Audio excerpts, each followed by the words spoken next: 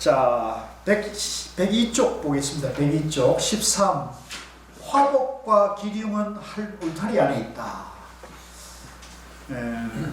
1. 영원 유청 스님이 서주 태평사에서 머무를 때 불암 청원 스님이 대중을 대하며 늘 빈틈이 없어 큰 실수를 저지르지 않는 것을 보고는 그 요점을 묻자 이렇게 대답하였다. 일을 할 때 차라리 여유있게 하느라 범하는 실수는 있을지언정 다급한 데서 실수하면 안 되며. 재밌죠? 일할 때는 차라리 여유있게 하면은 실수가 있어도 큰 문제가 안 되는데 급할 때는 실수하면 큰 문제가 된다는 거죠. 간략한 데서 실수할지언정 자세한 데서 실수해서는 안 된다. 뭐 간단한 것은 실수할지라도 자세한 것, 세밀한 것에서는 실수하면 안 된다. 이게 이제 나는 그 말 뜻을 아직도 정확하게 이해하는데 악마는 디테일에 있다 이런 말을 들어보셨죠? 악마는 디테일에 있다. 못 들어보셨어요? 모르겠어요. 악마는 우리 생각도 아니에요. 그러니까 디테일에 실수하면은 아주 구체적인 데서 실수하면 그걸 깨진다 이런 얘기이죠. 그런 얘기로 저는 이해되는데 이것도 마찬가지죠. 간략한 데서는 실수할지언정 자세한 데서는 실수해서는 안 된다. 악마가 이제 거기서 튀어나온다는 거죠. 다급하면 고칠 수 없고 자세하면 용납할 수 없기 때문이다. 중도를 지키면서 여유있게 상대하면 여기 이제 중도가 나왔어요. 그러니까 중도라는 것을 중도에 대한 지혜로 여유있게 상대를 하면 대중에 대하여 일을 주관하는 법도에 맞는다 했다. 그러니까 항상 중도의 마음으로 대중과 일을 살피자 이런 얘기가 되겠죠. 중도의 마음으로. 그래서 급한 일은 급한 대로 여유있게 급한 일을 대하고 여유 있는 일은 급한 마음으로 대하고 이런 것을 말하는 거겠죠. 그래서 항상 이 중도의 마음으로 사람과 일을 판단하면 법도에 어긋남이 없다. 아주 요긴한 말씀 같아가지고요. 그러려면 우리가 중도가 뭔지 알아야 되잖아요. 그죠? 그러려면 중도가 뭔지 알아야 되겠죠. 그 다음에 105쪽에요. 105쪽에 6번째로 넘어가겠습니다. 105쪽 6번째. 영원 스님이 해고 스님에게 말하였다. 화복은 서로 맞물려 있고 화와 복입니다. 화와 복. 화복은 서로 맞물려 있고 길흉, 길한 것과 흉한 것도 한 곳에 있는데 재밌죠? 그죠? 사람 스스로가 이것을 부를 뿐이니 어찌 깊이 생각하지 않을 소냐. 이제 우리가 재앙과 복은 서로 맞닿아 있고 길한 것과 흉한 것도 한 자리에 있다는 겁니다. 그러니까 사람이 이것을 부르는 것이지 화와 복이 스스로 만들어내는 게 아니라는 거죠. 인간이 이것을 부른다. 혹 기쁘거나 성난 감정을 멋대로 부린다면 이거 이제 조심해야 돼요. 기쁘거나 화난 감정을 멋대로 부린다면 관대하던 포용력이 좁아지고 아무인데나 화를 내고 아무인데나 그죠? 기쁨을 드러내면 포용력이 좁아지고 사사로운 마음으로 사치하며 남이 하자는 대로 따라가면 이는 모두 주지의 근무가 아니며 실로 방자함의 싹이자 재앙의 바탕이다. 아, 좋은 말 같아요. 그래서 이제 우리가 잘 나가다가도 이제 화를 불러일으킬 수 있잖아요, 그죠? 그죠? 그다음에 또 아주 비통한 그런 흉사에도 곧 그것이 길사가 될 수도 있잖아요. 이제 그런 이치가 있겠죠. 그러니까 그것은 다 사람이 사람이 짓는 마음 씀씀이다. 마음을 어떻게 다스리고 마음을 어떻게 쓰느냐의 문제다고 하는 것이겠죠. 그래서 마음을 항상 중도로 쓰자. 그 다음에 106쪽에 보니까요, 좋습니다. 영원 스님이 이천 선생에게 말했다. 이 이천 선생이 이제 정주학, 주자와 쌍벽을 이루는 정의 이천을 말한대요. 재앙이 복을 일으킬 수도 있고 복이 재앙을 일으킬 수도 있다. 재앙에서 복이 나온다 하면 재앙이 생기려 할 때 간절히 무사하기를 생각하고 깊이 이치를 구하면 마침내 공경하고 조심하게 되므로 재앙이 복이 되는 것이 마땅하다는 말이다. 복에서 재앙이 생긴다 하면 거처가 편안하고 느긋할 때는 원하는 대로 사치를 부리며 방종하며 교만과 게으름에 빠지며 경솔하고 태만한 경우가 많으므로 그 때문에 재앙이 생기는 것이 마땅하다는 말이다. 이 말이 재밌어요. 그러니까 우리가 복이 재앙을 불러일으킬 수도 있고 또 재앙이 복이 될 수도 있다는 얘기거든요. 근데 우리가 이제 복이 많다 했을 때 그 복을 잘못 쓰게 되면, 그죠? 흥청망청 쓰고 사치하고 방종하게 그 복을 누리게 되면 그것이 곧 재앙을 불러오시죠. 예를 들면 이거 적절한 비유인지 모르겠는데 저 재벌가 3세들이 뭐 부정한 게 없으니까 마약을 한번 해볼까? 이렇게 해가지고 그죠? 갖추신 게 다 있으니까 그죠? 그 마약을 한번 손을 꿰매 넣어가지고 마약을 한번 손에 댔는데 그걸로 인해 가지고 폐가 망신하는 경우도 있잖아요, 그죠? 그런 것들이 이제 복이 재앙을 일으킬 수 있다는 얘기가 되겠죠. 성인이 말씀하기를 어려움이 많으면 뜻을 이루고 어려움이 없으면 몸을 잊는다고 하셨다. 얻는 것이 있으므로 잃게 되며 잃기 때문에 또 얻게 된다. 이로써 복을 요행에 구하지 못하며 복을 얻는 것도 그저 틈을 엿보기만 하여 되는 것이 아님을 알 수 있다. 그래서 이걸 보니까요, 예전에 그 유럽의 귀족 그 가문들에서 항상 그 유럽의 그 젊은 좀 어느 정도 그 나이가 돼서 청소년기가 되면 청년이 되면 여행을 보냈대요. 여행을, 그죠? 뭐 이탈리아나 그죠? 이렇게 그 스페인이나 이런 데를 여행을 보내가지고 그 여행을 하다 보면 우리가 뭐 지위가 높고 돈이 많다 하더라도 여행을 하는 데서 오는 그 위급한 상황을 항상 맞닥뜨리게 되잖아요. 고생이, 쉽게 말하면 고생이 되죠. 근데 그런 고생 속에 자기를 단련하는 거죠.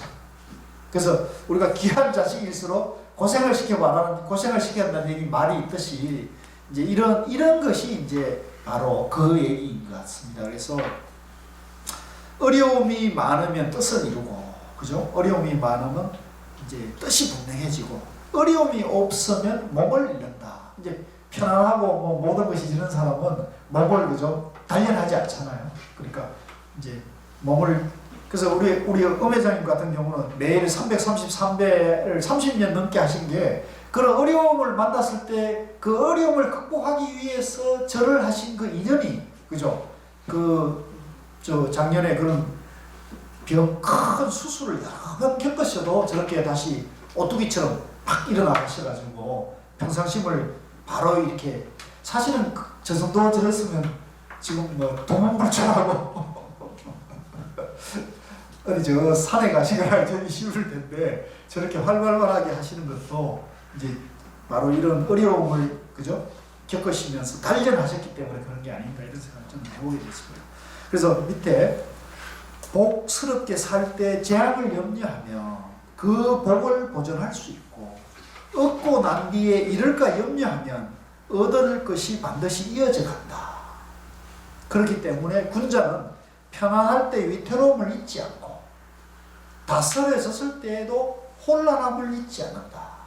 이 아주 중도죠. 이런 것들이 다 중도죠.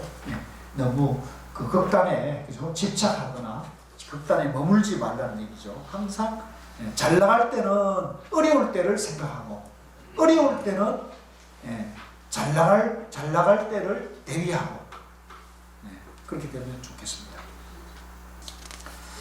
자, 그 다음에 108쪽으로 넘어와 가지고요. 108쪽의 맨 위에 그 두 번째 줄에 그러므로 성인이 말씀하시기를 당세에 총명하고 사려 깊은 자로서 거의 죽을 뻔한 사람은 남에 대해 이런저런 말하기를 좋아하는 자이며, 그러니까 똑똑한 사람은 남인데 참견하기를 좋아해서 거의 죽기 쉽다는 얘기죠. 왜 웃으세요? 얘가 나를 대고 말하는 거. 아, 예. 예. 굉장한 말재주로 자기를 위태롭게 하는 자는 남의 단점 들춰내기를 좋아하는 사람이다. 이제 뭐 저인데도 해당되는 얘기 같습니다만은 이제 이런 경우가 있죠. 그래서 우리가 항상 이 남의 단점을 들춰내거나 남에 대해서 말하는 걸 항상 상가하는 게 좋은 거예요.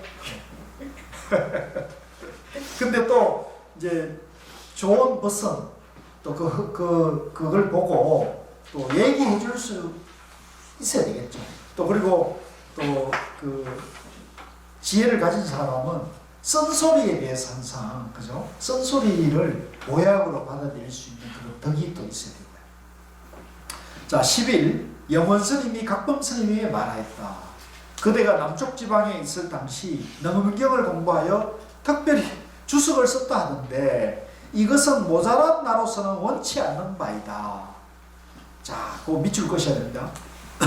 문자 공부로는 자기 성품의 근원을 밝힐 수 없을 뿐더러 후학들이 부처님의 지혜안을 얻는데 장애만 줄 뿐이니 왜 이 문자 공부, 글자 공부는 자기 마음을 밝히지 못하고 부처님의 지혜를 얻을 수 없다 했을까요? 왜 문자 공부는 왜 이렇다 할까요? 왜 이런가요?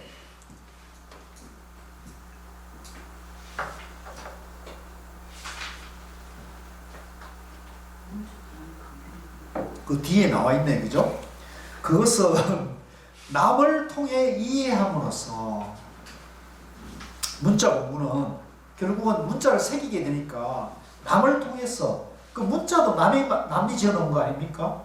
또 그걸 새기는 것도 남이 해주는 거니까 남을 통해 이해함으로 스스로 깨치는 길을 막아버리는 병통이 있기 때문이다. 그러니까 문자 공부를 위주로 하게 되면 자기 마음을 밝히기가, 자기 마음을 다스리기가 이제 어렵게 되겠죠. 스스로 들어가는 길이 막히지. 예, 그래서 참선을 해야 한다는 얘기를 하는 거예요. 성철 스님도 이제 이 이론 공부를 강조하면서도 반드시 사두 참선을 병행을 해야 한다는 얘기를 하는 거예요. 자기 마음을 깨치는 거, 자기 마음을 밝히는 화두 참선을 병행을 할 것을 강조하는 거예요. 요 얘기가 그러니까 굉장히 요긴한 얘기예요.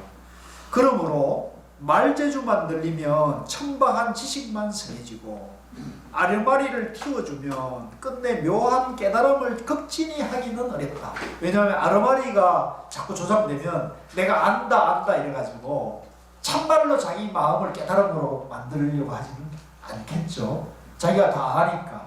그래서 저 주변에도 보면 공부를 상당히 잘하고 총명한 사람들은 화두로 잘 안 나가더라고요. 화두로는 잘 안 나가. 화두가 잘 안 된다 그러기도 하고.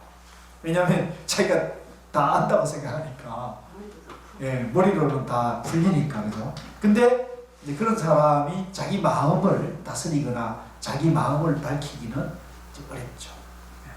제 주변에도 제가 누구라고 말할 수는 없지만 그런 사람들이 있어요. 그래서 참 안타깝습니다. 그래서 이제 아르마리로 이론으로 논리로 이렇게 알았다고 해서 불법은 절대 알 수 있는 게 아니에요. 그것을 자기 행동으로 있잖아요. 행으로 자기 마음을 그렇게 다스리고 쓸 수 있어야 돼요. 그리하여 결국에는 이해와 실천이 맞지 않고, 그러니까 아는 것과 행이 다른 거죠. 언행일치가 안 되는 거죠. 언행일치가 안 돼요. 그러면 이제 남들이 신뢰를 얻기도 어렵고 대중이 따르기도 어렵죠. 이해와 실천이 맞지 않고 늘 보고 듣는 것이 더 어두워지는 것이다. 그러니까 이 모든 공부가, 모든 불법의 공부가 자기 마음을 밝히고 자기 마음을 다스리고 자기 마음을 쓰는 공부인데, 이제 자꾸 아르마리로 안다 모른다 옳다 그르다는 마음을 자꾸 내세우니까 이제 자기 마음 공부와는 던지는 결과를 가지는 거죠. 109쪽으로 넘어와가지고요. 109쪽으로 넘어와가지고 위에 맨 밑에 문단에 보면 공부자는 성인이셨으나 그래도 나에게 몇 년의 시간이 주어져 주역을 배울 수 있다면 큰 허물은 없을 텐데 라고 말씀하세요. 이게 논어에 나온다 그래요. 공자께서 나에게 몇 년의 시간이 있으면 주역을 공부해 가지고 큰 허물이 없을 텐데 이렇게 탄식하는 말씀이 논어에 있다는 거예요. 그러니까 공자께서도 이렇게 공부에 대해서 탄식하는 그 말씀을 하셨다는 얘기입니다. 경전에서도 말하기를 사념이 일어날까 두려워하지 말고 깨달음이 더디어질까를 염려했다고 했다. 이 말도 밑줄 그어놓으세요. 삿된 생각이 일어날까를 두려워하지 말고 깨달음이 더딜까를 걱정해야 한다는 거죠. 우리는 이 반대죠. 깨달으면 아예 관심이 없고, 네? 깨달으면 아예 관심이 없고, 마음속에 뭐 짜증이 나고 화가 나고 이런 거에 대해서는 아무 거리낌이 없잖아요. 아니 뭐 짜증나고 화나는 건 중생들이 당연한 일이니까 이런 식으로 해가지고 자기를 긍정해 버리니까 자기 마음이 향상될 수가 없죠. 그러니까 이제 그래서 삿된 생각이 일어날까를 두려워하지 말고 깨달음이 더디어질까를 염려한다. 더구나 성인이나 성년이 되지 못한 사람이라면 누구인들 과실이 없겠는가. 선지식점 되어야 정도가 다른 모든根기를 빠뜨리지 않고 남을 다 혹진하게 완성시켜 줄 수 있다. 자, 그 다음에 13으로 내려와 가지고요. 훌륭한 주지라면 대중의 마음으로 자기 마음을 삼아 마음을 사사롭게 하지 않으며 대중의 이목을 자기 이목으로 삼아 자기 이목을 개인적으로 하지 않아야 한다. 그래야 비로소 대중의 뜻을 훤히 알고 여러 사람의 심정을 극진히 할 수 있다. 참 이 말이 참 좋은 말씀 같아요. 그러니까 소임을 사는 사람이나 리더는 대중의 마음을 자기 마음으로 삼아야 된다는 얘기죠. 이걸 보니까 제가 하나 일화가 기억이 나는데요.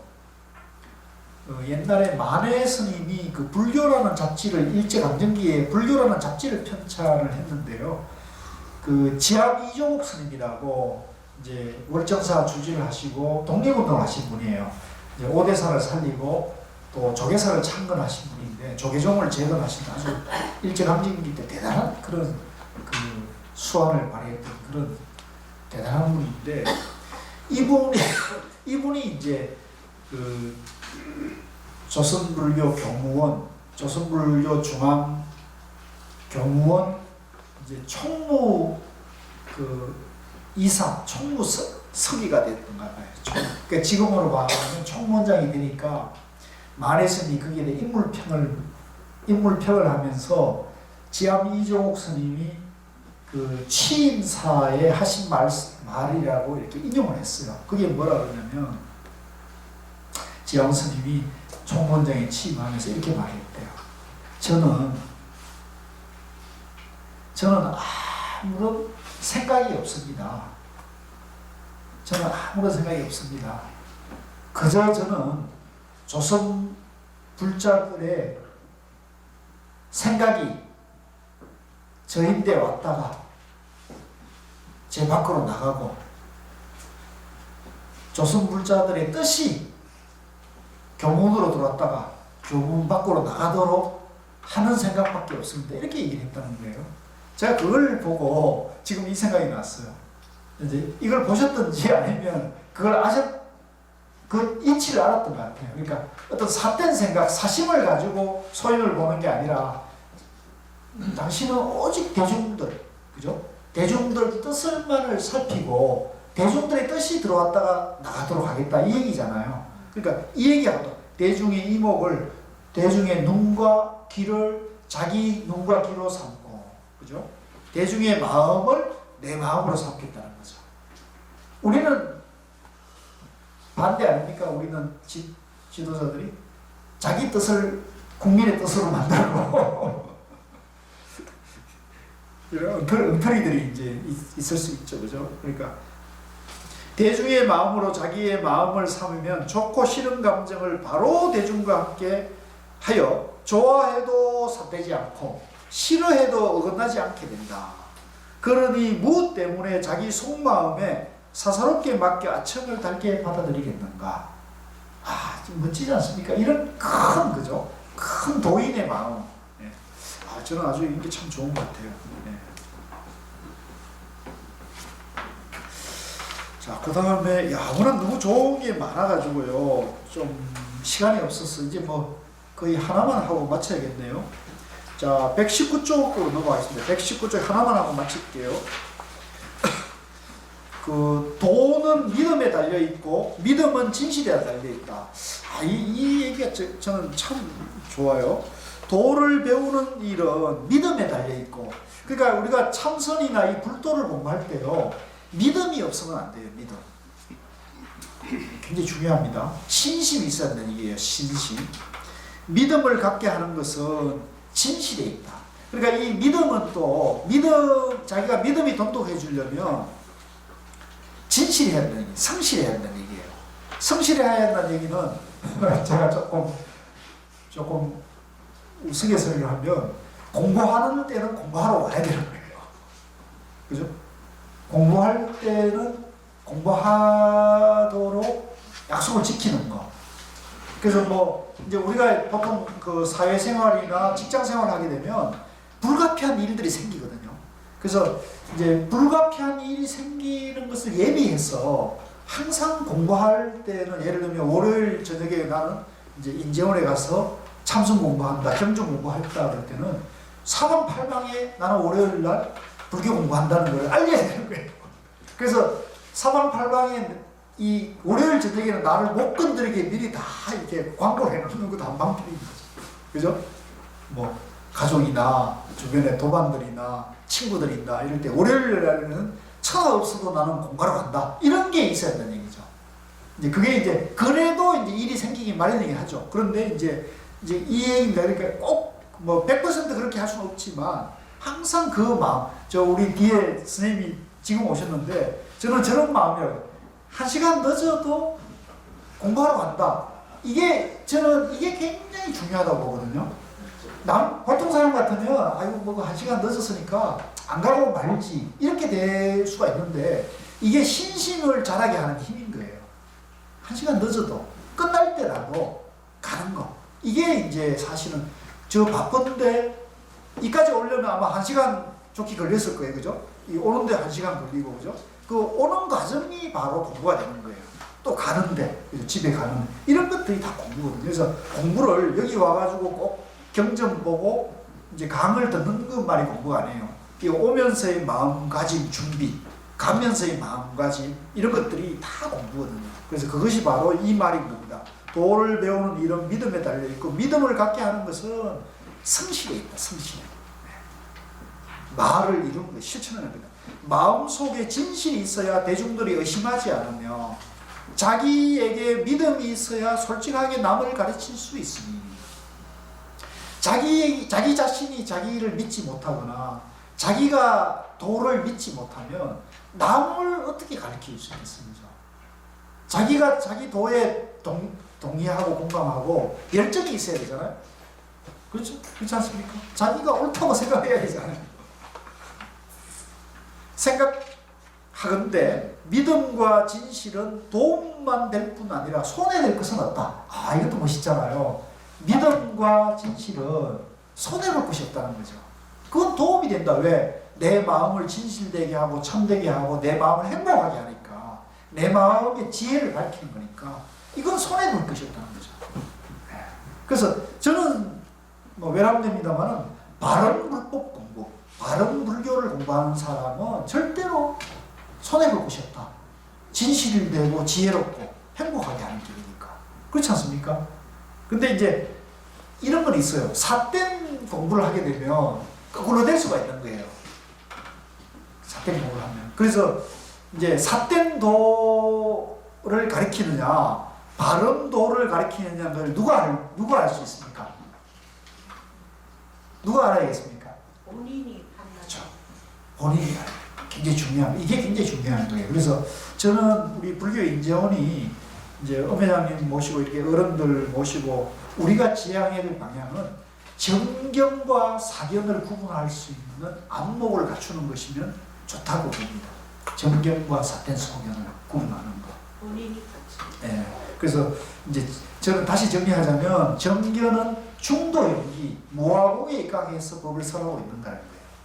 삿된 소견은 내가 옳고, 내가 알고, 내가 깨달았고, 내가 말하는 것이 진리다라고 집착하는 거죠. 그죠? 저 사람은 틀렸다. 이제 이런 것이겠죠. 그래서 우리가 이제 이 정견만 바르게 새기려면 자기 안에 선지식을 만나게 되는 거예요. 이제 우리가 바깥의 선지식이 필요한 것은 자기 안에 선지식을 개발하기 위해서 그런 거거든요. 그래서 자기 마음을 밝히고 자기 마음을 다스리기 위해서 바깥의 선지식이 필요한데 이제 그것이 안 되는 길로 인도하는 선지식이라면 이제 자기에게 이익이 없겠죠. 그럼 이제 그렇게 되면 우리가 삿된 길로 가게 된다. 이런 말씀을 드리고 싶죠. 그래서 그러므로 진실이 한결같지 못하면 마음을 보존할 수 없고 믿음이 전일하지 못하면 말을 실천할 수가 없다는 사실을 알 수 있다. 옛사람도 말하기를 옷 입고 밥 먹는 일은 그만두더라도 믿음과 진실을 잃어서는 안 된다고 하셨다. 이 말이 밑줄 것이에요. 재밌어요. 옷 입고 밥 먹는 이건 우리가 이제 먹고 사는 일이거든요. 먹고 사는 일은 그만두더라도 믿음과 진실을 잃어서는 안 된다는 거죠. 근데 우리는 먹고 사는 일 때문에 믿음과 진실을 바꾸잖아요. 안 그렇습니까? 회사에서 안 잘리기 위해서, 그죠? 내가 믿는 거, 내가 옳다는 것도 굽히잖아요. 안 그렇습니까? 바꾸죠. 싹싹 바꿀 수 있잖아요. 근데 이제 옛 사람들은 그렇지 않았다는 거죠. 옳고 믿음과 진실은 지키고 이제 먹고 사는 문제에 대해서는 그죠? 네. 먹고 사는 거 신경 안 써요. 그냥 먹어요. 근데 이제 사실은 이게 쉽진 않아요. 이게 우리가 다 잘 먹고 잘 살기 위해서 일하고 생활하는 거 아니냐 이렇게 말할 수 있는데 지금 돈을 벌어요. 그걸로 지금 얘기하고 있기 때문에 우리가 이런 문제에 대해서는 조금 더 깊은 생각을 해볼 필요가 있어요. 아니, 시대적으로 안 맞는 소리는. 그러니까 시대적으로 안 맞는데 왜 이런 말을 했는가에 대해서 이런 거죠. 그래서 이런 것은 성철 스님도 거꾸로 살았다는 얘기를 하기도 하죠. 자, 오늘은 여기까지 하고요. 다음에 언제 기회가 되면 이 설림보온 하편도 마저 좀 할 수 있는 기회가 되면 좀 좋지 않겠다는 생각이 들었어요. 그런 말씀 드리면서 오늘은 이걸 마치겠습니다. 제가 그동안 공부하면서 좀 부끄럽고 부족한 게 많았을 텐데 자비롭게 들어주셔서 고맙습니다. 수고하셨습니다.